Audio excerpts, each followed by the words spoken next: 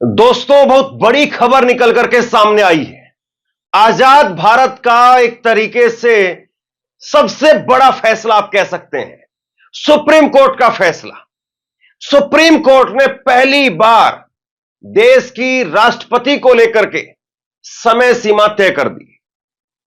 अभी तक ऐसा कभी नहीं हुआ था कि सुप्रीम कोर्ट ने राष्ट्रपति की समय सीमा तय की हो, लेकिन राष्ट्रपति की भी समय सीमा होगी और यह सुप्रीम कोर्ट ने तय किया है।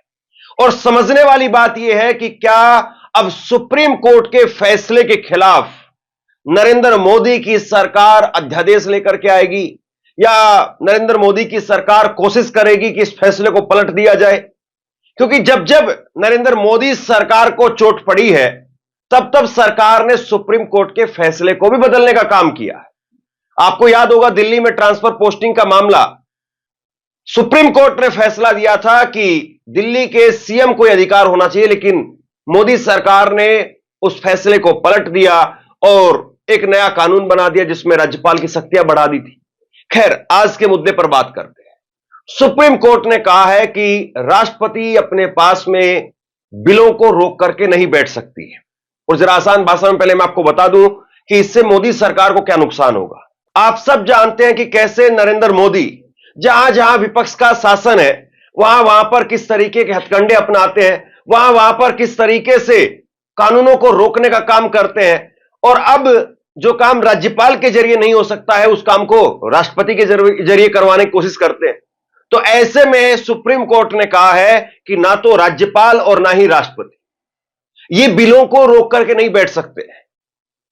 मैंने आपको खबर सुनाई थी तमिलनाडु को लेकर के 2 दिन पहले, राज्यपाल को लेकर के सुप्रीम कोर्ट ने फैसला सुनाया था, और अब राष्ट्रपति को लेकर के खबर आप जरा समझिए। अब राष्ट्रपति भी 3 महीने के अंदर अंदर उनको फैसला लेना पड़ेगा। 3 महीने में वो बिलों को पास करेंगी या बिलों को आगे भेजेंगी, वो रोक करके नहीं बैठ सकती हैं। मामला क्या है? तमिलनाडु सरकार बनाम राज्यपाल केस में सुप्रीम कोर्ट ने दिए निर्देश। राज्यपाल और राष्ट्रपति की भूमिका पर कोर्ट ने रखे स्पष्ट नियम। राज्यपाल को निर्देश है कि विधानसभा से पास बिल पर 1 महीने में निर्णय लेना होगा। देरी की स्थिति में अदालत पूछ सकती है जवाब कि आखिरकार आपने देरी क्यों की। राष्ट्रपति पर भी समय सीमा लागू कर दी गई है। राज्यपाल से भेजे गए बिल पर 3 महीने के भीतर अंतिम फैसला लेना जरूरी है। बार बार बिल वापस भेजने पर अनुमति नहीं है। देखिए, पहले राज्यपाल के जरिए जो है वो बिल को अटकाया जाता था। जैसे तमिलनाडु का एक उदाहरण ले लीजिए, वहां पर डीएमके की सरकार है, भाजपा तो शून्य पर है वहां पर, लेकिन राज्यपाल के जरिए सरकार को परेशान करने, राज्य सरकार को परेशान करने का काम किया जाता है। जब राज्यपाल से बार बार बिल वो रोका जाता है तो उसको राष्ट्रपति के पास भेज दिया जाता है। तो राष्ट्रपति भी उस बिल को, चूंकि राष्ट्रपति वैसे तो संवैधानिक संस्था है, लेकिन सब जानते हैं कि राष्ट्रपति किसके कहने पर काम करते, जो मौजूदा सत्ता होती है उनके चुनने में सत्ताधारी पार्टी का या बहुमत का एक बहुत बड़ा रोल होता है, और इसीलिए उनका कहीं ना कहीं झुकाव देखा जाता है। ये एक सच्चाई है, प्रैक्टिकल बात पर हम बात कर रहे हैं।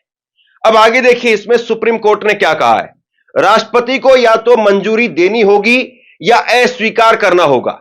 राष्ट्रपति के फैसले की न्यायिक समीक्षा हो सकती है।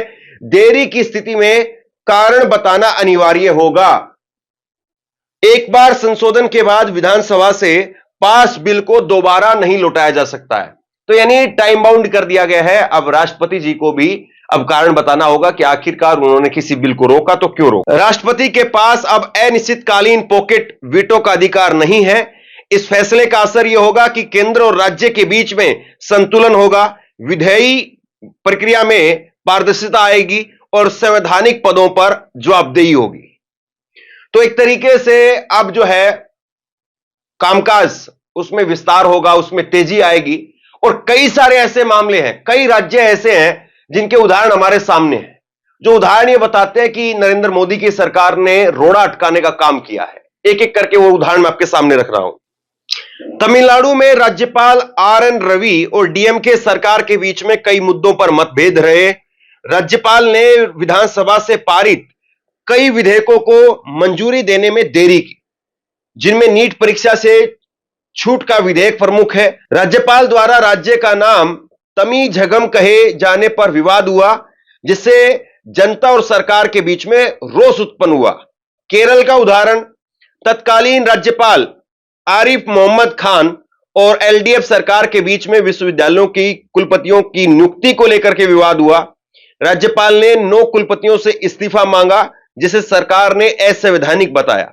राज्यपाल पर विधेयकों को मंजूरी देने में देरी और मंत्रियों के खिलाफ टिप्पणी करने के आरोप लगे।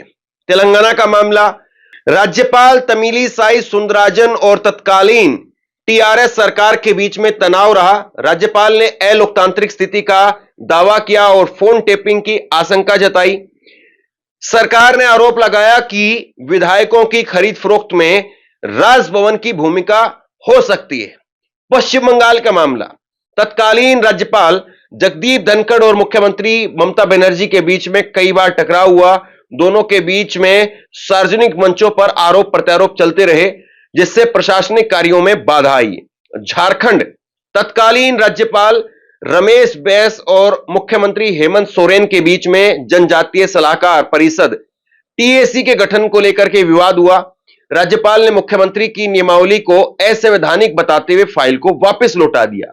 दिल्ली, उपराज्यपाल और तत्कालीन मुख्यमंत्री अरविंद केजरीवाल के बीच में कई योजनाओं को लेकर के मतभेद रहे। उपराज्यपाल पर सरकार की योजनाओं में रोड़ा अटकाने और स्वीकृति में देरी के भी आरोप लगे। तो कुल मिलाकर के जब जब राज्यपाल के जरिए मोदी सरकार ने खेल करने की कोशिश की और उसके बाद में राष्ट्रपति चूंकि सबसे बड़ी होती हैं, तो वो भी अब बिल को नहीं रोक सकती हैं। तो नरेंद्र मोदी की सरकार क्या वाकई अब इस बिल के खिलाफ जाएगी? क्योंकि कहीं ना कहीं ये कह सकते हैं कि सुप्रीम कोर्ट ने राष्ट्रपति की पावर में कहीं ना कहीं एक हस्तक्षेप करने की कोशिश की है। हो सकता है कि मोदी सरकार का ये तर्क हो। तो ऐसे में सुप्रीम कोर्ट का ये फैसला क्या वाकई नरेंद्र मोदी की सरकार पलटने का काम करेगी? अब देखिए, 16 तारीख से वक्फ कानून को लेकर के भी सुप्रीम कोर्ट सुनवाई करने वाला है और उससे पहले जिस तरीके का झटका नरेंद्र मोदी सरकार को लगा है, निश्चित तौर पर एक बहुत बड़ा झटका है। और संजीव खन्ना की बेंच वक्फ कानून पर भी अगर इसी तरीके का झटका नरेंद्र मोदी सरकार को दे देगी, तो यकीनी तौर पर बिहार चुनाव से पहले सरकार के लिए एक बहुत बड़ा झटका होने वाला है। और राष्ट्रपति के ऊपर जिस तरीके से फैसला आया है, आजाद भारत में पहली बार ऐसा हुआ है, तो निश्चित तौर पर राजनीतिक गलियारों में इसकी चर्चा है। और सबसे बड़ी बात यह है कि नरेंद्र मोदी की सरकार इसको लेकर के अब क्या रुख अपनाती है। राज्यपाल को लेकर के हो, चाहे सुप्रीम कोर्ट को लेकर, चाहे राष्ट्रपति को लेकर के हो, सुप्रीम कोर्ट ने जो रुख अपनाया है वो निश्चित तौर पर एक बहुत बड़े संकेत देता है कि सुप्रीम कोर्ट कहीं ना कहीं वो चाहता है कि प्रधानमंत्री या मौजूदा सत्ता जिस प्रकार से अपनी दखल से कामकाज को रोकने की, या यूं कहें कि हमारी डबल इंजन की सरकार बनाओ तभी कामकाज सुचारू रूप से होगा, ये जो प्रवृत्ति लेकर के चल रही है, उस पर कहीं ना कहीं अंकुश लगाने का काम सुप्रीम कोर्ट कर रहा है। तो खबर बहुत बड़ी है और निश्चित तौर पर इस खबर के मायने हैं। हमने देखा है कि किस तरीके से दिल्ली में अरविंद केजरीवाल की हर चौथे दिन राज्यपाल के साथ में कोई ना कोई नोकझोंक की खबर आती थी। हर जगह पर यही हो रहा है। पश्चिम बंगाल में जगदीप धनखड़ और ममता बनर्जी के बीच में जो कुछ हुआ उसको सब जानते हैं, और उसके बाद में जगदीप धनखड़ उपराष्ट्रपति बन गए। अब हो सकता है कि अगले राष्ट्रपति वो बन जाए, वो भी बहुत कोशिश करते रहते हैं। तो ऐसे में सुप्रीम कोर्ट का जो फैसला निकल करके सामने आया है, ये किस तरीके से आने वाले समय में इसका प्रभाव देखने को मिलता है, राजनीति में कैसे इसका पलटवार देखने को मिलेगा, मोदी सरकार इस पर क्या एक्शन लेती है, ये भी बहुत बड़ा सवाल है। आप क्या सोचते हैं, नीचे कमेंट बॉक्स में लिख करके जरूर बताइए। इस वीडियो को शेयर कीजिए और इसी तरह की तमाम खबरों के लिए ऑनलाइन न्यूज इंडिया को सब्सक्राइब कीजिए। बहुत बहुत धन्यवाद।